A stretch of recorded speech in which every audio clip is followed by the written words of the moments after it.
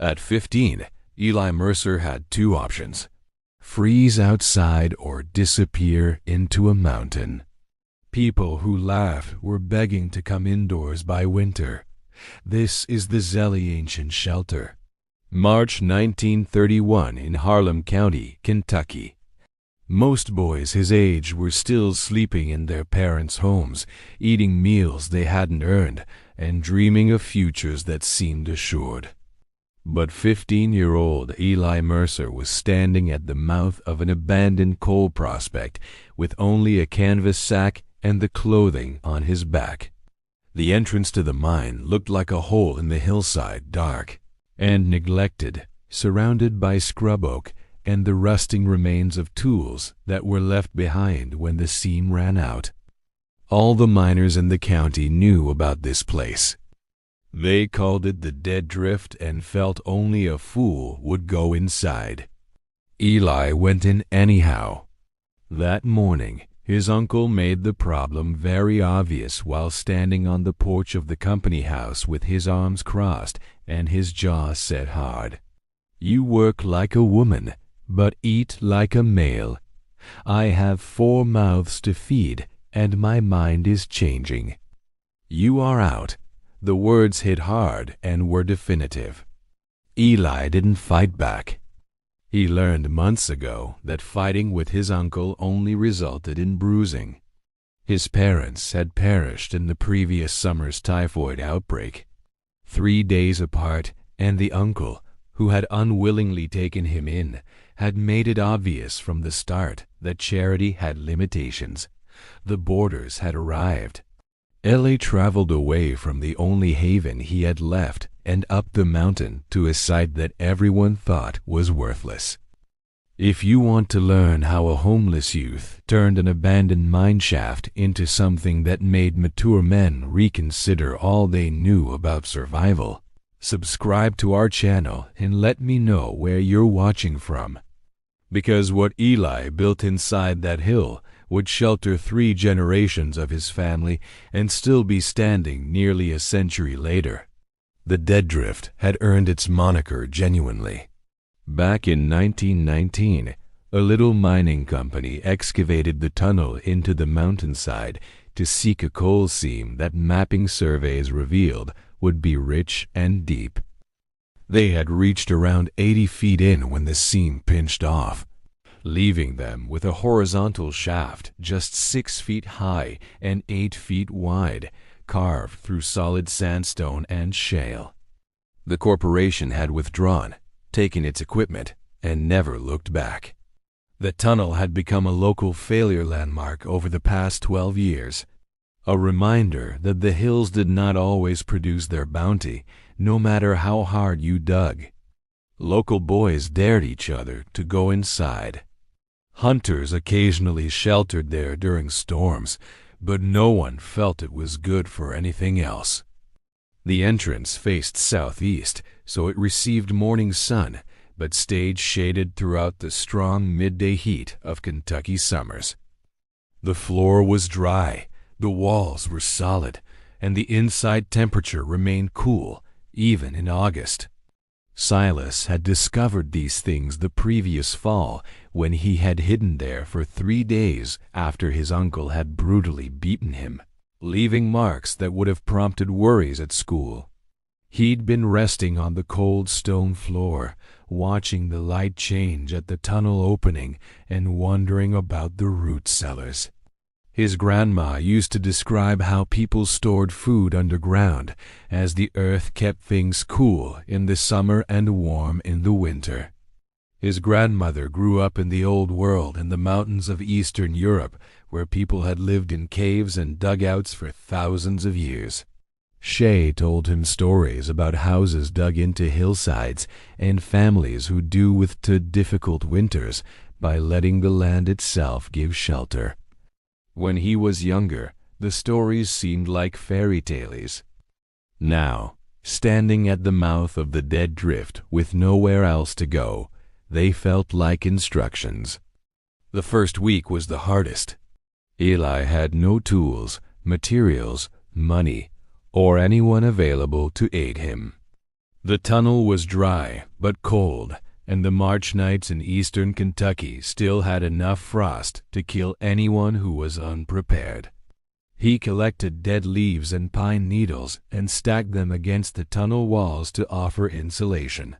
He spotted a rusty sheet of corrugated metal half buried in the slag pile outside and brought it into the tunnel to establish a windbreak just inside the entrance.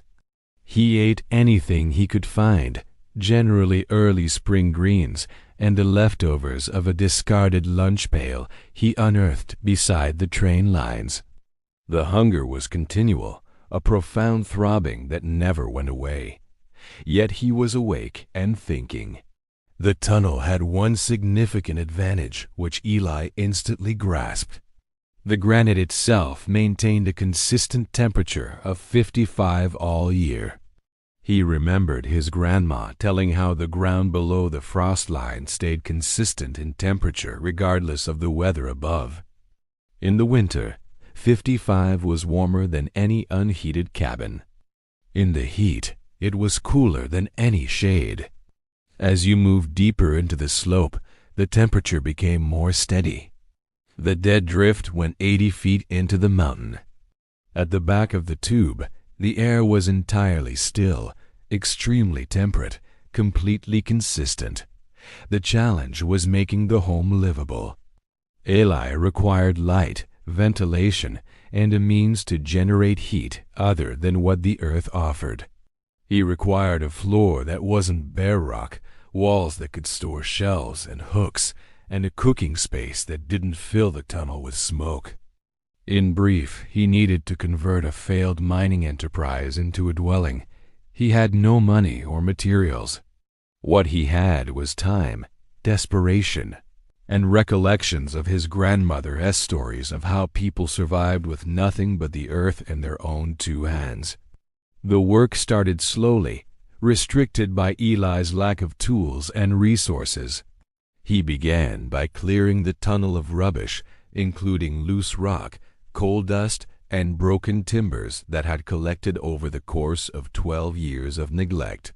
He carried each load outdoors by hand, creating a mound that he separated into categories: rock that could be exploited for construction, lumber that may still be sound, and metal fragments with possible worth. The sorting was laborious, but it taught him to see the possibilities in what others had disregarded. A broken pick handle transformed into a digging tool. A piece of rail spike was transformed into a chisel. A broken piece of canvas tarp became the start of a door. The village learned that the Mercer youngster was living in the dead drift. The reactions were predictable. Several individuals laughed. A few people showed alarm, but it quickly evaporated when they realized it may involve taking action. Most just shrugged and went about their business. People get tougher as a result of severe conditions. And 1931 was shaping up to be the most awful year anyone could recall. The miners were reducing shifts. Families were departing. A 15-year-old orphan who preferred to live in a hole in the ground received no special attention. One individual, however, paid heed. Ezra Whitaker was 63 years old and had spent the last 40 years working in Harlan County as coal mines. He'd lost 2 fingers to a coal car coupling. Most of his hearing 2 dynamite blasts and any illusions about the justice of the world had been smashed by the day-to-day realities of underground labor. He had also studied more about stone, soil, and mountain dynamics than most engineers would in a lifetime of study. Ezra approached the dead drift one April afternoon, not to aid, but to study what type of fool might try to live there. What he discovered was Eli hammering away at the tunnel wall with a broken pick, seeking to extend a natural crevice in the rock that may function as a shelf. The boy had horrible technique. He was going to harm himself, bring down loose rock, or both. Ezra sat silent for a few minutes, his arms folded. Then he went forward, taking Eli's selection. "You're cutting against the grain," Ezra explained. "Sun's layers are like wood. You work with them, not against them." He exhibited 3 exact strokes that opened the fissure cleanly. Just like that. See, Eli saw Ezra spent the next hour teaching him how to read the granite, detect natural fracture patterns, and use the stone's intrinsic structure to shape it rather than fighting it. He did not offer to help with the project. He did not exhibit approval or encouragement. He just transmitted knowledge in the same manner that you would educate someone to sharpen a knife or mend a fence. Because understanding how to perform something flawlessly was better than seeing someone do it incorrectly. "This tunnel is robust," Ezra commented as he prepared to leave. "The corporation gave up too soon. Seems to be still there, but shifted. But the surrounding stone is high-quality sandstone. If you exercise caution, it will not collapse. It won't leak if you seal it properly." He gazed at Eli with eyes that had seen too much to waste time on feelings. "Your strategy is unlikely to be effective. However, if it does, it will not be luck. It will be because you have learned the rock." He walked away and did not return for 3 weeks. Spring progressed into summer, and the dead drift began to alter. Eli worked constantly, taking odd jobs in town when he could find them and devoting every spare hour to his underground dwelling. He acquired a reputation for dependability by showing up when he said he would, working until the job was completed, and never moaning about chores that others thought beneath them. The money he made was spent purely on materials, nails and hinges, and a few hand tools. The very minimum required to transform raw potential into something usable. The tunnel floor witnessed its first considerable improvement in late May. Eli had been collecting flat stones from a stream bed 2 miles distant and dragging them back in a sack weighing 50 or 60 pounds at a time. He placed them across the tunnel floor, fitting them together like puzzle pieces and filling any holes with sand and small rocks. The task took 3 weeks of stolen time, but when it was completed, he had a dry level and immaculate floor. You could walk the entire 80 feet without falling over rocks or sliding into muck. It was a little wind, but it felt big. The ventilation problem corrected itself in an unexpected manner. While cleaning trash from the tunnel's rear, Eli discovered a natural fissure in the ceiling that led upward into the rock. He could feel a constant delightful draft on his face as he stood beneath it. The crack was too narrow to see daylight through, but it connected to the surface somewhere above. This was passive ventilation. His grandma remembers the same principle in her childhood underground dwellings. Cool air entered the bottom tunnel mouth, warmed somewhat as it passed through the living space, and rose naturally through the opening in the rear. The tunnel breathed. Smoke from a tiny fire would float to the back and disappear upward. Stale air never gathered. The earth had supplied its own remedy, and Eli had only been fortunate or industrious enough to uncover it. Ezra Whitaker returned in early June, bringing a bundle covered in cloth. He opened it without ceremony, exposing a set of equipment that made Eli's breath catch: a true rock chisel, a tiny sledgehammer, a level, and a plumb line. These were vintage tools worn smooth from decades of wear. Yet they were sound, sharp, and far better than anything Eli had been working with. "Mine now that I'm retired," Ezra said angrily. "Sitting in my shed doing nothing." Figured they might as well be useful. Eli began to thank him, but Ezra cut him short. "Don't. I'm not being generous. I'm being practical. You're going to keep working on this fool project whether I help or not. Might as well work with proper tools so you don't kill yourself. He spent the afternoon teaching Eli how to use each tool correctly, how to maintain the edges, and how to work stone efficiently without wasting effort. Before he left, he walked the length of the tunnel, examining the laid floor, the cleared walls, and the natural ventilation crack. Not bad, he admitted, which from Ezra Whitaker was equivalent to high praise. You've got the right instincts. You just need to know more. He returned every few weeks after that, never announcing his visits, just appearing at the tunnel mouth with some new piece of knowledge to share. How to mix mortar that would bond a sandstone, how to frame a door opening in solid rock, how to calculate load-bearing requirements for a stone shelf. Each lesson was delivered without sentiment, without unnecessary conversation, and Eli absorbed them all. By late summer, the dead drift had become something that no longer matched its name.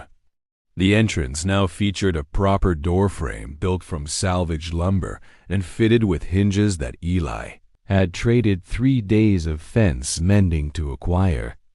The door itself was made from planks he'd rescued from a collapsed barn, sanded smooth and weatherproofed with linseed oil.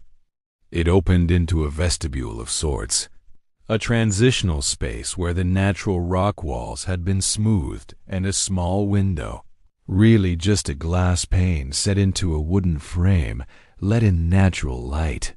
Beyond the vestibule, the main living space extended 30 feet into the hillside.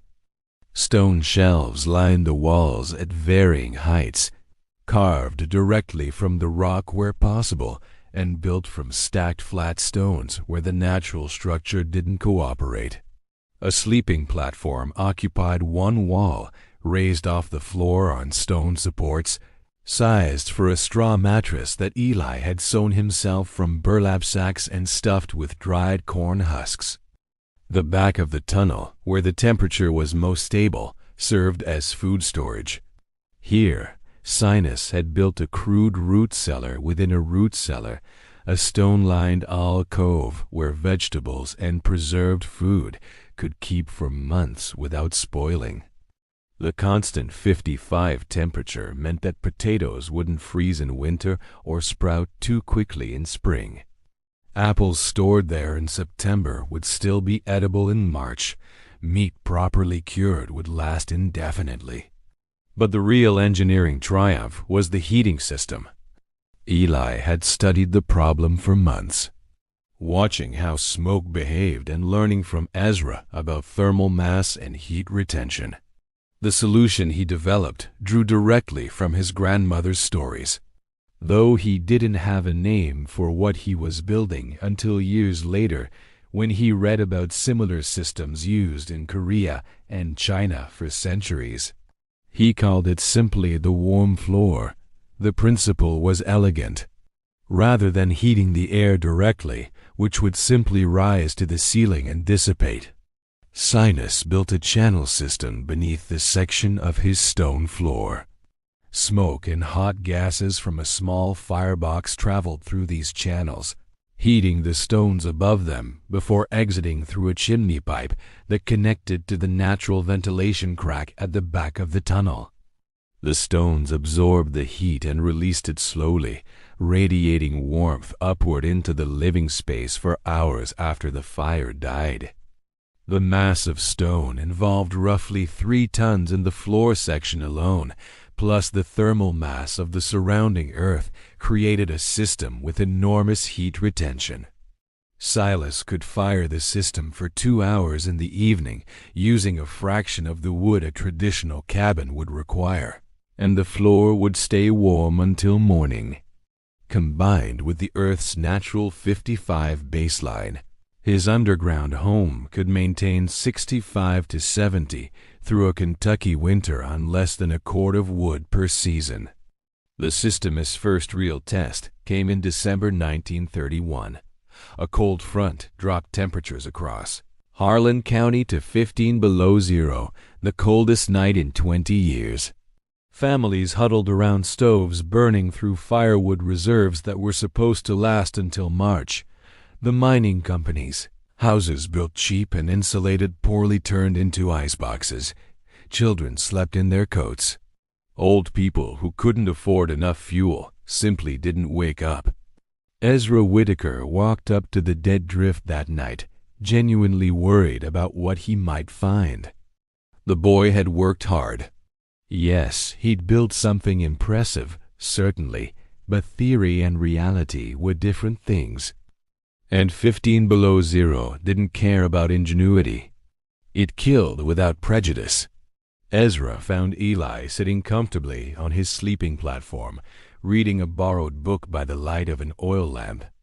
The temperature inside the tunnel was sick. 2. The warm floor system had been fired 6 hours earlier and was still radiating steady heat. The stone walls, which had absorbed warmth all autumn and fall, contributed their own thermal mass to the equation. The natural insulation of the earth, equivalent to several feet of the best man-made insulation available, kept the cold from penetrating. Outside, it was cold enough to kill exposed flesh in minutes. Inside, Eli was comfortable in shirt sleeves. Ezra stood in the doorway for a long moment, not speaking.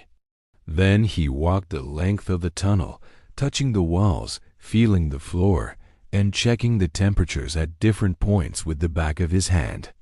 His old miner's trick for gauging heat. At the back storage area, where preserved vegetables sat in stone loaves, the temperature was a perfect 53. Nothing would freeze, nothing would spoil. This was better climate control than any ice house or cold storage facility in the county. "How much wood did you use?" Ezra asked finally. "About 20 pounds, Eli said. Fired it this morning and again around supper time." 20. That was perhaps 4 or 5 good-sized logs.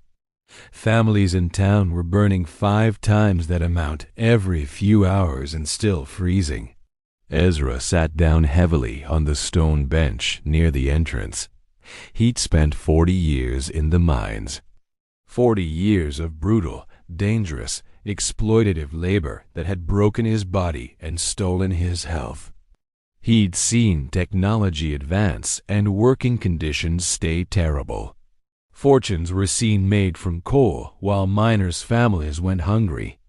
And here was a 15-year-old orphan with no formal education who'd built a home more efficient than anything the mining companies provided using materials that cost almost nothing. The company houses, Ezra said slowly, they could have built them like this, partially underground with thermal mass heating using the earth instead of fighting it. Why didn't they?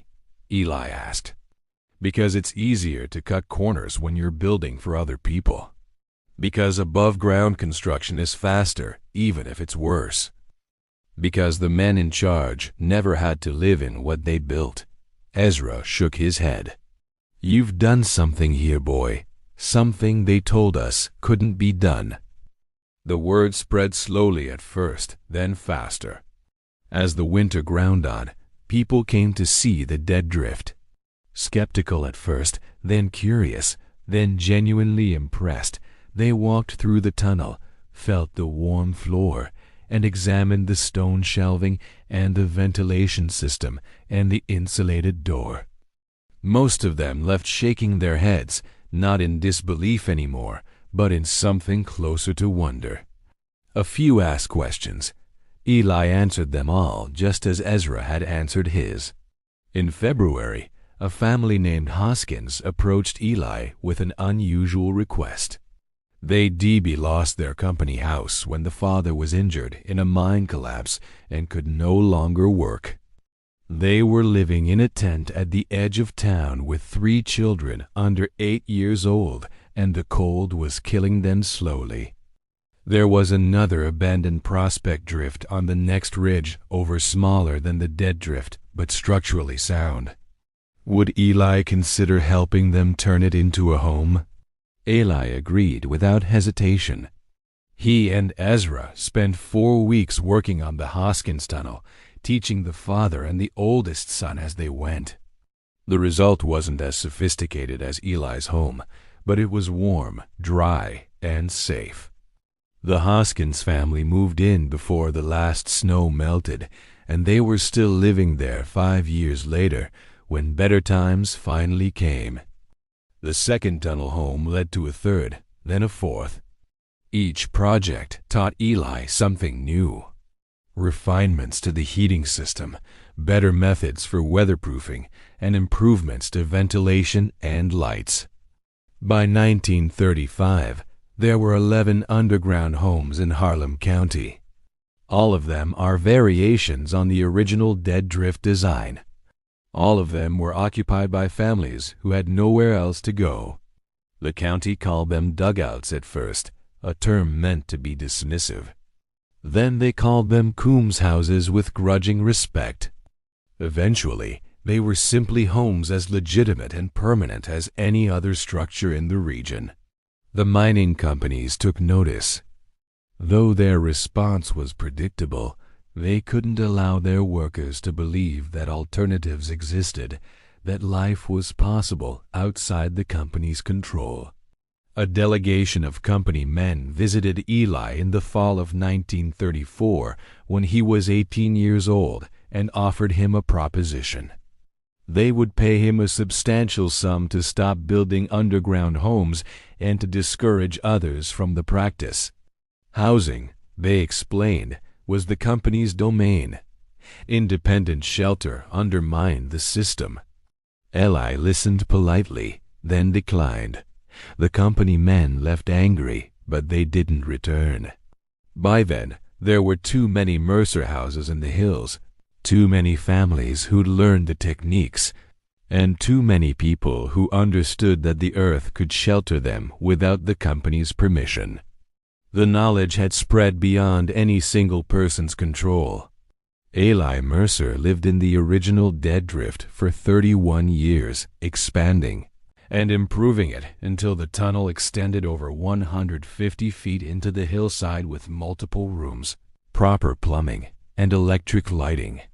He married in 1938, raised 4 children in the underground home, and taught all of them the building techniques he developed as a desperate teenager.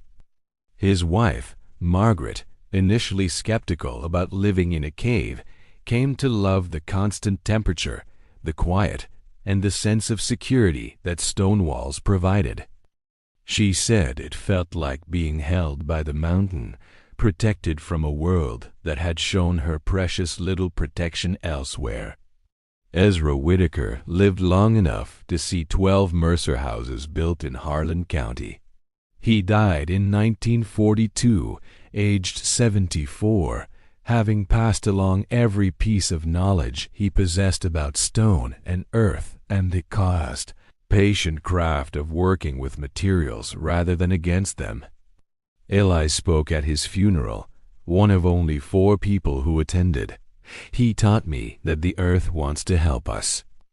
Eli said, if we're smart enough to let it. He taught me that proper tools and proper technique matter more than strength or speed. He taught me that knowledge shared is worth more than knowledge kept. The dead drift itself passed to Eli's oldest son in 1966. When Eli and Margaret finally moved to a small house in town, their bones tired of climbing the mountain path, the son made his own improvements, adding insulation, techniques that hadn't existed in 1931, upgrading the heating system and modernizing the entrance. He raised his own children there, and his grandchildren visited every summer, sleeping in the cool darkness of the earth while the Kentucky heat blazed outside. The tunnel is still there today, still occupied, still maintained by Silas Mercer's descendants. The warm floor system that a desperate 15-year-old improvised from his grandmother's stories, and an old miner's guidance still functions and still heats the space on a fraction of the fuel that conventional homes require. The food storage area still holds vegetables through winter and apples through spring the same way it did 90 years ago. Modern energy audits have measured the home's efficiency, and the numbers confirm what Silas knew by instinct. The thermal mass of the Earth properly utilized provides heating and cooling that no mechanical system can match for cost or reliability. The lesson of the dead drift extends far beyond one boy's survival story. It speaks to something fundamental about human ingenuity and the resources we overlook when we read too busy following conventional paths. Silas Coombs had nothing, literally nothing, when he walked into that abandoned mine. No money, no tools, no skills, no support.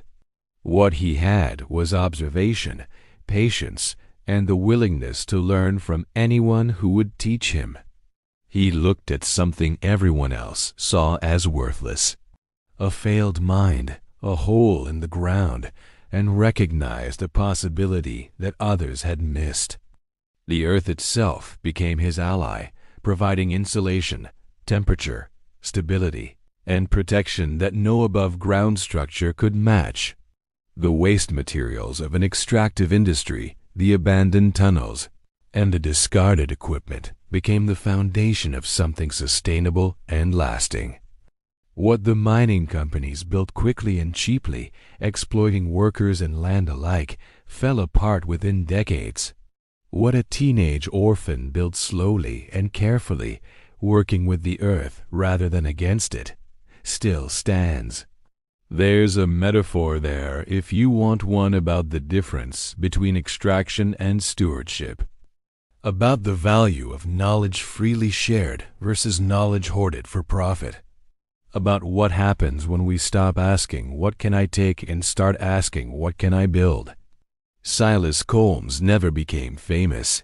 He never wrote a book or gave lectures or sought recognition for what he'd accomplished. He simply lived his life, raised his family, and helped his neighbors when they needed help.